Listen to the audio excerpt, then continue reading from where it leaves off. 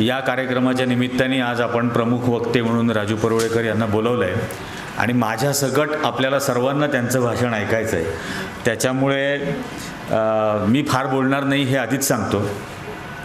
पण अनेक अर्थांनी आज एक महत्त्वाची गोष्ट आहे म्हणून आणि त्या विषयावर मी पुस्तक लिहितो आहे ऑलरेडी. कोविडच्या काळामध्ये म्हणजे मी ज्या वेळेला नाशिकला मी माझी नोकरी वगैरे सगळा प्रकार तो नाशिकच्या लोकांना माहिती आहे. तर मी नाशिकला आलो आणि आल्यानंतर काय करायचं, कारण की इन्व्हेस्टिगेटिव्ह जर्नलिस्ट म्हणून काम केलं होतं आणि स्वस्थ बसवत नव्हतं.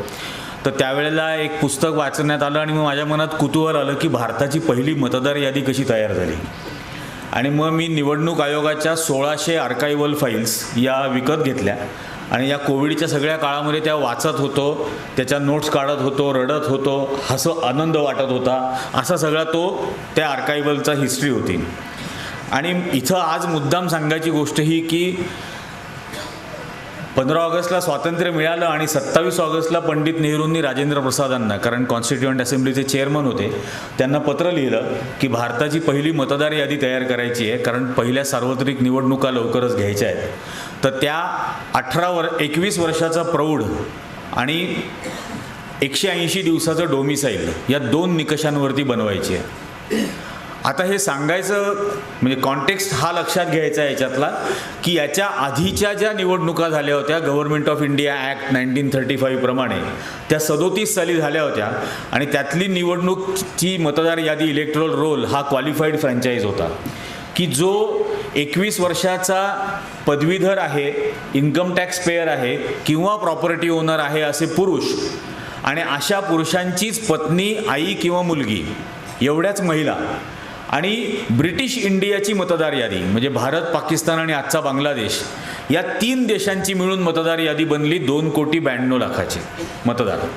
आणि 47 साली नेहरू म्हणतायत की 21 वर्षाचा प्रौढ ॲडल्ट फ्रँचाईजवरती मतदार यादी बनवा. तर देशात कोणालाच माहीत नाही की किती असतील. आणि या परिस्थितीमध्ये ही मतदार यादी बनवायला घ्यायची आणि तो संपूर्ण पत्रव्यवहार, त्या मिनिट्स ऑफ मीटिंग्स इतकं अंगावर काटा आणणाऱ्या गोष्टी आहेत की नेहरूंनी रावांना पत्र लिहिलं आणि त्यांना लिहिलं की देशाची उभारणी इन्स्टिट्यूशनली आणि कॉन्स्टिट्युशनली करायची आहे. इन्स्टिट्यूशन अस्तित्वात नाही अजून, म्हणून तुमची तात्पुरती नेमणूक सेक्रेटरी इलेक्शन्स अशी करत आहोत, कारण इलेक्शन कमिशन नव्हतं. आज आहे, ते कसं आहे हे आपण पाहतो. आणि मग त्यांना सांगितलं की देशभरातल्या प्रशासनाला पत्र पाठवा की या 2 निकषांवरती मतदार यादी करायची आहे, तर संभाव्य अडचणी काय येतील हे आम्हाला आधीच सांगा.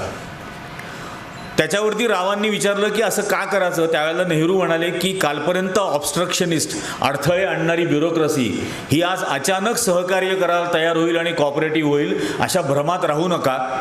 त्यामुळे संभाव्य अडचणी काय येतील हे आधीच मागणं हे प्रीएम्प्टिव्ह असेल. उद्या लाल फितीत काय अडकायला नको, याचा लगेच निर्णय व्हायला हवा. आणि मग एक कोर ग्रुप बनवला गेला. डॉक्टर राजेंद्र प्रसाद, पंडित नेहरू, डॉक्टर बाबासाहेब आंबेडकर आणि राव हा कोर ग्रुप बनला जो दर आठवड्याला एकदा भेटायचा. देशभरामधून पत्र यायला सुरुवात झाली. प्रशासकीय यंत्रणेकडून यायला सुरुवात झालीच, कारण एकही संस्थान विलीन झालेलं नव्हतं, पण प्रशासकीय यंत्रणा ब्रिटिशांनी निर्माण केली होती, त्यामुळे त्यांचीही पत्रं येत होती. या देशातल्या नागरिकांची, संघटनांची, पक्षांची, ऑर्गनायझेशन्सची वेगवेगळ्या अशी पत्रं येत होती. प्रशासकीय अधिकाऱ्यांकडून पत्रं यायला लागलेली होती. आणि त्या संपूर्ण पिरियडमध्ये त्याचं एक वेगळं रजिस्टर आहे. त्याच्यात 7,92,000 पत्रं आली. आलेल्या प्रत्येक पत्राचं जास्तीत जास्त 14व्या दिवशी उत्तर दिलं गेलं आणि ते अत्यंत स्पेसिफिक उत्तर दिलं गेलं.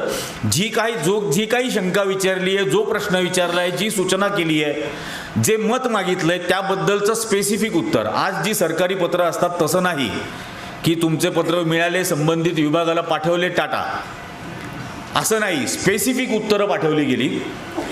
आणि मुंबई प्रांत त्यावेळेला होता आणि मुंबईच्या रिफॉर्म कमिशनरनी पत्र पाठवलं की 21 वर्षाचं वय कसं निश्चित करायचं, ट्रान्सजेंडर्सचं काय करायचं.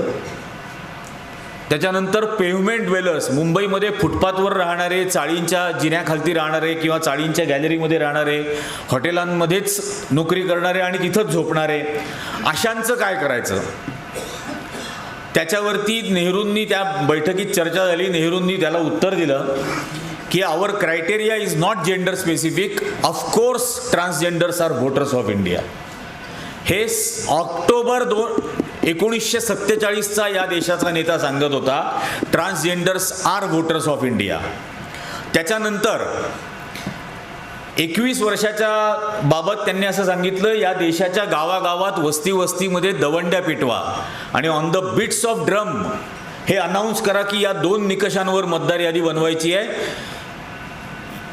तर तुमचं वय कसं निश्चित करायचं हे तुम्ही आम्हाला सुचवा. आणि ही मिनिट्स वाचताना मी खूप रडलो होतो.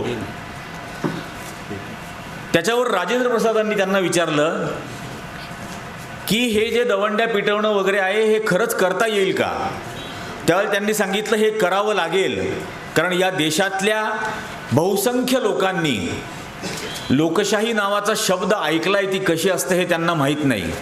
आणि आपल्या प्रशासनाचा माणूस ज्या वेळेला या देशातल्या गोर गरीब दरिद्री निरक्षर मागास माणसाच्या झोपड्याच्या दारात जाऊन त्याला विचारेल की तुझं वय कसं ठरवायचं हे तू आम्हाला सांग, तेव्हा त्यांचं वाक्य आहे नेहरूंचं, the democracy will find its roots. लोकशाहीची मुळं त्या झोपड्याच्या दारात जन्माला येतील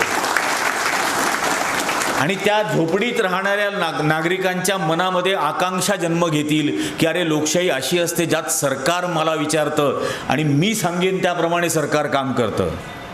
आणि त्या ज्या झोपड्यांच्या दारामध्ये लोकशाहीबद्दलच्या आकांक्षा जन्माला येतील तीच लोक या देशातली लोकशाही टिकवतील.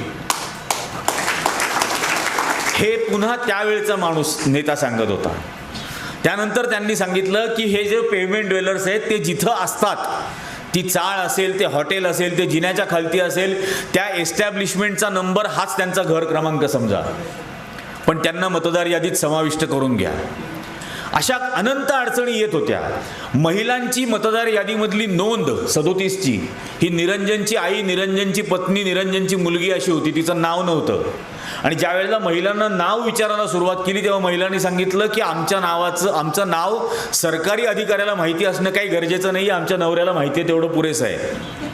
मग रेडिओवरून जाहिराती दिल्या गेल्या, महिला काँग्रेसतर्फे जनजागृतीच्या मोहिमा, पदयात्रा या काढल्या गेल्या की या मतदार यादीतल्या नावासोबत तुमचे हक्क, अधिकार आणि कर्तव्य निश्चित होणार आहेत आणि पती हयात नसताना सुद्धा ते शाबूत राहावे यासाठी तुमचं नाव हवं. आणि मग महिलांनी नावं नोंदवायला सुरुवात केली. एका रिफॉर्म कमिशनरने असं विचारलं की मतदारसंघामधल्या ब्लॉकला घरांचे नंबर द्यायचे आहेत, ते पूर्वेकडून पश्चिमेकडे द्यायचे का उत्तरेकडून दक्षिणेकडे द्यायचे. त्यावर नेहरूंनी त्या बैठकीत सांगितलं की north east to south west आणि south east to north west या दिशांनी घरांचे नंबर द्या. पुन्हा ही चर्चा झाली. राजेंद्र प्रसादांनी विचारलं की असं का करायचं, तर त्यांनी सांगितलं या देशातला उच्चवर्णीय हा पूर्व पश्चिम उत्तर दक्षिण दिशांना राहतो आणि या देशातला सर्व बहुजन हा इतर विखुरलेल्या दिशांना राहतो. त्या पूर्वग्रही दूषित अधिकाऱ्यांनी यांना मतदार यादीतून वगळू नये म्हणून घरांचे क्रमांकच अशा दिशेने द्या की ती सर्वसमावेशक बनेल. आज सगळी धडपड ही मतदार यादीतून कसं वगळायचं यासाठी केली जाते. आणि हे त्यावेळची होती.